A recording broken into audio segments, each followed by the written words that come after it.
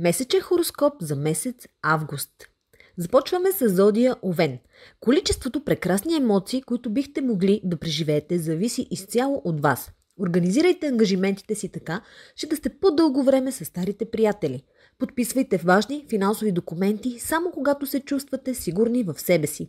Ако пък нямате възможност за избор, изучавайте съдържанието подробно и се консултирайте с специалист, на когото имате доверие. Зодия Телец.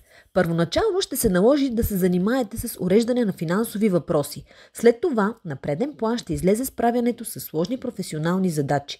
В момента, в който преодолеете тази височина, ще се изправите пред друга, а именно пред необходимостта да намалите разходите или най-малкото да създадете устойчив баланс между приходи и разходи.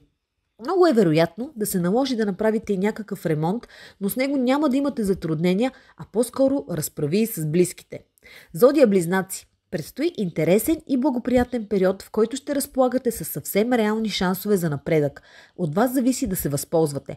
На 14 август Марс и Юпитер ще се съединят във вашия знак и ще ви заредят с достатъчно енергия. Изразходвайте я, за да се справите с сложни задачи, които към момента са ви създавали дълбока вътрешна тревога. А за всички останали зодии четете в Аз жената БГ.